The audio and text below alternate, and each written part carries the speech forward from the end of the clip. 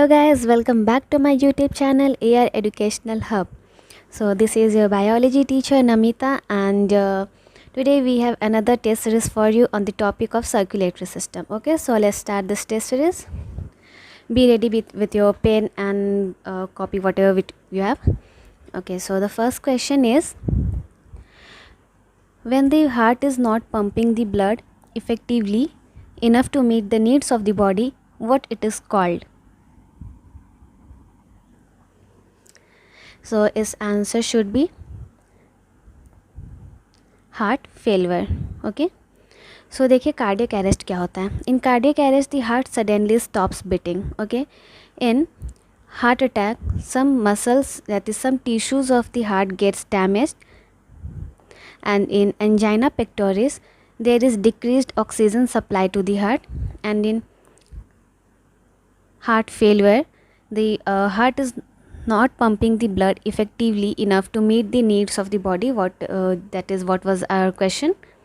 So next question is,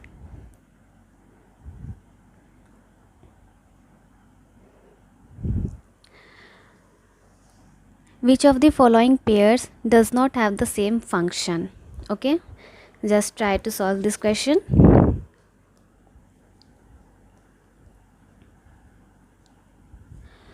So its answer should be 1, that is albumin and fibrinogen. Okay,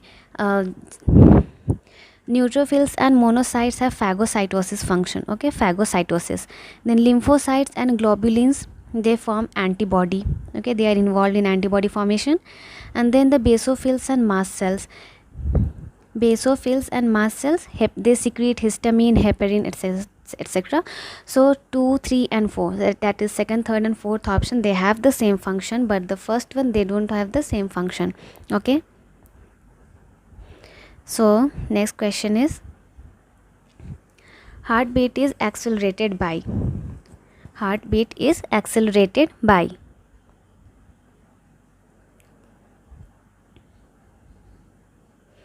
So its answer should be sympathetic and epinephrine. Sympathetic, just for your trick, S for sympathetic and S for stress. जब भी हम लोग stress में होते हैं तो heart beat जो है वो इंक्रीज कर जाता है. Okay, so it's answer should be second.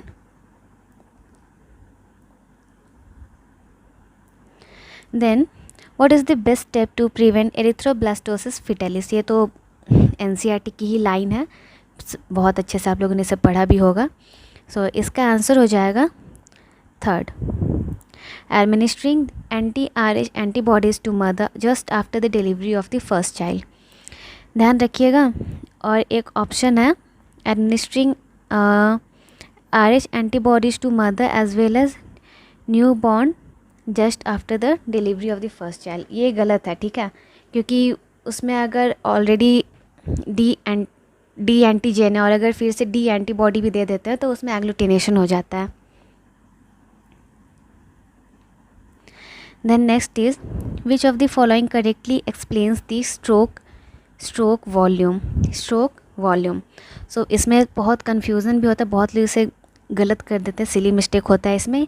इसका आंसर होगा third, amount of blood pumped by each ventricle in one cardiac cycle. बहुत लोग फोर्थ से ये कंफ्यूज हो जाते हैं. That is amount of blood pumped by both ventricle in 1 minute. 1 minute नहीं होगा, ये होगा amount of blood pumped by each ventricle in one cardiac cycle. Okay,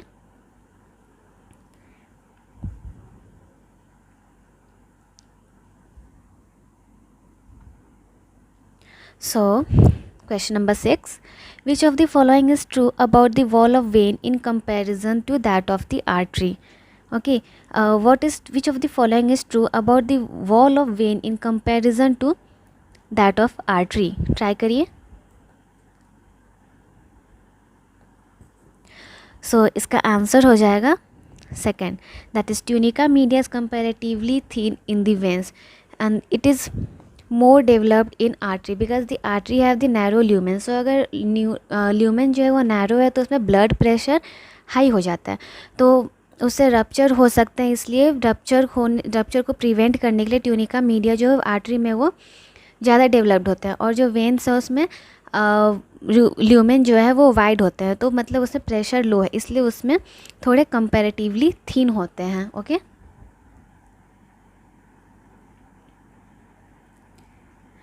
so question number 7, the time interval between the second heart sound and the first heart sound is. So चलिए इसका answer मैं बताती हूँ। इसका answer होगा 0.5 second. Okay, जो first heart sound है, first heart sound to second heart sound, इसका हो जाता है 0.3 second, and second heart sound to first heart sound, इसका हो जाता है 0.5 सेकेंड। ओके, ये याद रखिएगा। Then question number 8, during cardiac cycle about dash percentage of ventricular filling, dash percentage of the ventricular feeling occurs prior to the atrial contraction and dash percentage of ventricular feeling occurs due to the atrial contraction। ये साफ साफ NCERT की line है, तो इसका answer मैं बता देती हूँ। बहुत इजी क्वेश्चन है ये। इसका आंसर हो जाएगा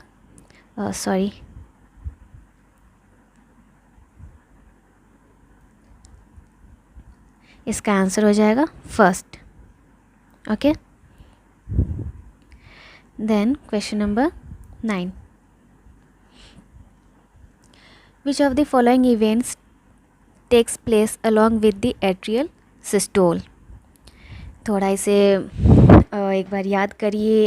एक डायग्राम एनसीईआरटी, पता नहीं एनसीईआरटी में था वो डायग्राम या नहीं, कार्डियक साइकिल के डायग्राम एक बार याद करके इसे बनाने का आप लोग ट्राई करिए पहले।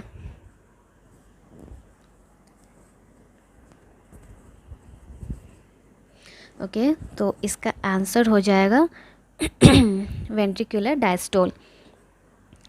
जो एट्रियल सिस्टोल है वो वेंट्रिकुलर डायस्टोल के साथ ओवरलैप कर जाता है। एक सर्कल बनाकर एक डायग्राम आप लोगों को बताया गया होगा, उस डायग्राम में देखिएगा कि जब वेंट्रिकुलर सिस्टोल एट्रियल सिस्टोल होता है उसी टाइम पे वेंट्रिकुलर डायस्टोल भी उसके साथ ओवरलैप कर जाता है। Okay, then question number 10, to obtain a standard ECG, a patient is connected to machine with 3 limb leads. These leads are connected to इसका आंसर होगा third, 1 in each wrist and 1 to left ankle। इसका एक trick भी है, ठीक है। 1 in each wrist मतलब left and right rest, ये तो याद हो जाता है सबको, पर 1 to लेफ्ट एंकल हो गया, फिर 1 to राइट एंकल, ये लोग भूल जाते हैं। सो L for left, okay, and L for leg. Ankle के लिए आप लोग लेग से याद है कि L for left and L for leg, L, इसलिए इससे आप लोग कंफ्यूज नहीं होंगे। ये जस्ट एज अ ट्रिक आप लोग याद रख सकते हैं, ठीक है।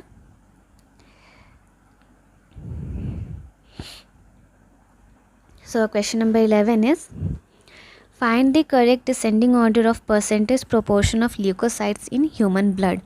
इसका एक ट्रिक भी है, सो इसका आंसर होगा फर्स्ट। ओके, इसका एक ट्रिक भी है, nobody likes my educational background. Nobody likes my educational background. ये ट्रिक आप लोग लिख लीजिएगा, मेडिकल कॉलेज में भी ये काम आती है। जब वहाँ पे ब्लड काउंट मतलब WBC काउंट करने के लिए दिया जाता है, उस टाइम भी ये बहुत काम आएंगी। याद रखिएगा ये ट्रिक को, nobody likes my educational background. Then second question is a portal system is one in which, so its answer should be second. A vein starts from an organ and ends up in another organ. This is the portal system. Okay, so next question is question number 13. What is the correct order of following events of blood clotting? What is the correct order of following events of the blood clotting? ये थोड़ा सा time लगेगा, इसे आप लोग पहले एक बार try कर लीजिए बनाने का। ओके,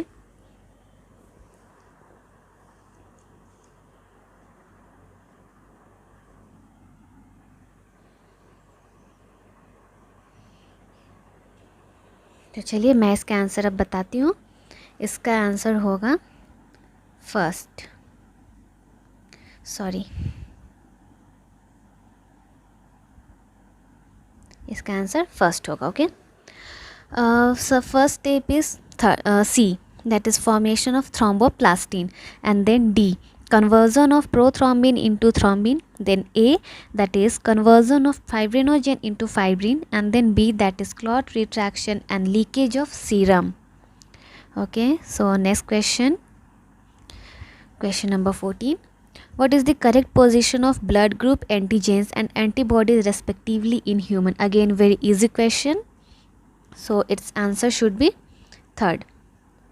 दैट इज़ एंटीजेंस जो है वो आरबीसी के सरफेस पे प्रेजेंट होते हैं, आरबीसी के सरफेस पे, और जो एंटीबॉडीज़ बनते हैं ना वो प्लाज्मा में प्रेजेंट होते हैं. Okay,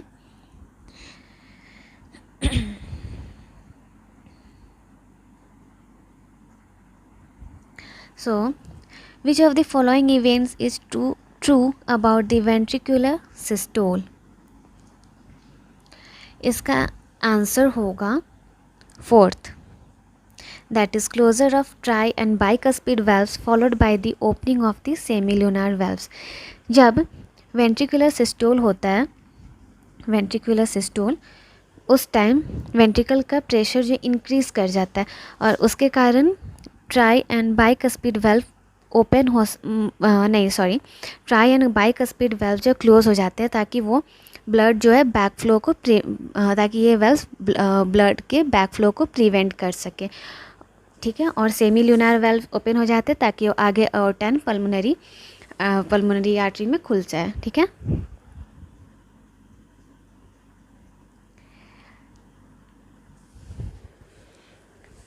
so the first heart sound is due to, again it is very very very easy question. First heart sound is due to closure of bicuspid and tricuspid valve, and the second heart sound is due to closure of semi lunar valves. Okay, then question number 17. Identify the given blood cell in the diagram. Identify the given blood cell in the diagram. इस इनके जो lobe हैं वो lobe देखकर इसे identify कर सकते हैं आप. ये है eosinophil because it is bilobed, that is spectacle shaped. Okay, so eosinophil जो है वो bilobed होते हैं. Then question number 18. Stroke volume can be decreased by, it's a little bit tricky question. Stroke volume can be decreased by, ज़्यादातर लोग इसे गलत कर देते हैं, तो मैं ये थोड़ा सॉल्व कर देती हूँ.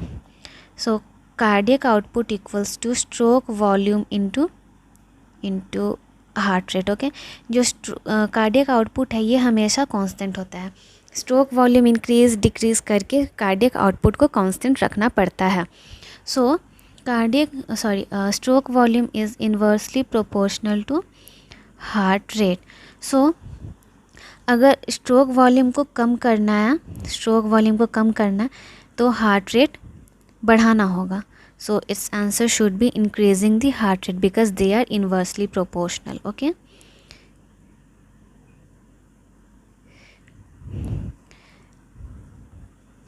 so question number 19. How much percentage of protein is present in plasma? It is 6 to 8%. NCERT में शायद 7 to 8% है, मुझे याद नहीं है. इसका दोनों ही आंसर होगा, 6 to 8% एंड 7 to 8%. एक अप्रॉक्सीमेट रेंज होता है. ठीक है, then question number 20. If duration of cardiac cycle is 1 second, calculate the cardiac output, assuming stroke volume to be 70 ml. अभी मैंने बताया था cardiac output equals to stroke volume into heart rate. So निकालना क्या है हमें, कार्डियक आउटपुट. स्ट्रोक वॉल्यूम दिया हुआ है 70 ml into heart rate is 60. सो अगर ये कैलकुलेट करेंगे तो हमारा आंसर ये आ जाएगा, which is option number 1. Okay, next is question number 21. What is the normal ratio for systolic pressure, diastolic pressure and the pulse pressure? इसके लिए आपको सारे प्रेशर याद होने चाहिए. So systolic pressure is 120 and the diastolic pressure is 80 and the pulse pressure is 40. So अगर ये हम इसे सिंप्लीफाई करेंगे रेशियो तो ये हो जाएगा 3:2:1. ठीक है, इसका आंसर हो जाएगा third. So next question number 22. mitral valve is found between. mitral valve is also called as the bicuspid valve and it is found between the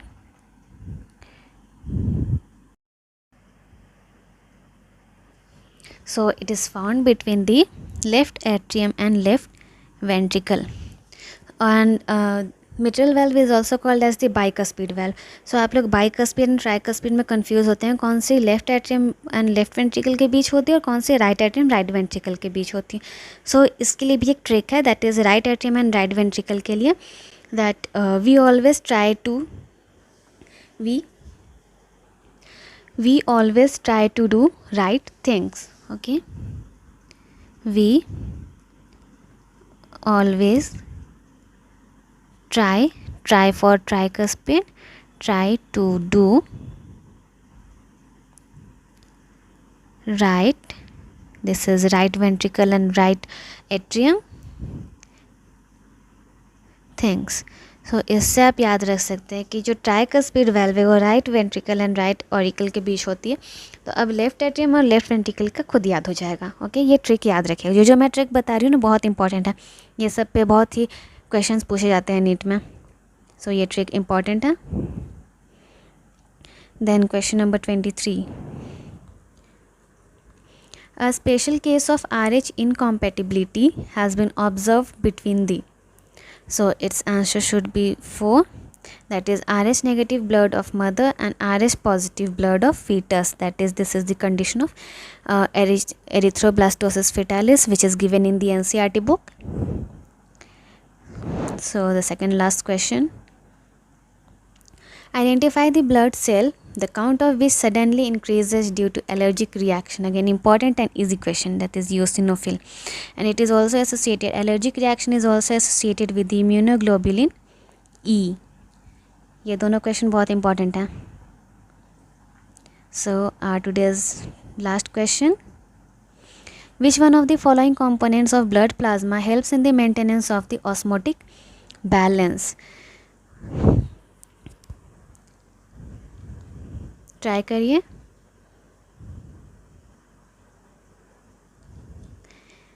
सभी का फंक्शन याद रखना होगा क्योंकि इसमें से किसी का भी फंक्शन पूछ दिया जा सकता है.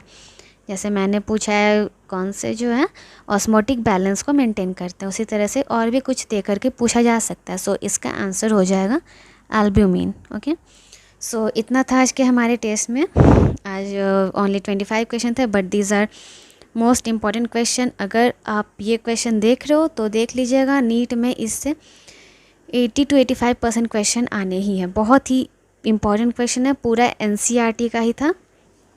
और इससे पहले हम लोगों ने 2-3 चैप्टर के भी और टेस्ट सीरीज़ कराए हैं जो कि आपके अभिषेक सर कराए हैं, और आपको कल भी कराया जाएगा. अभी हम लोग सोच रहे हैं रेगुलरली टेस्ट सीरीज़ लाएंगे, तो आप लोग हमारे चैनल को सब्सक्राइब कर लीजिए ताकि आपको सारे नोटिफिकेशंस मिलते रहें. और तब तक अच्छे से पढ़िए, नीट की प्रिपरेशन करिए. ओके.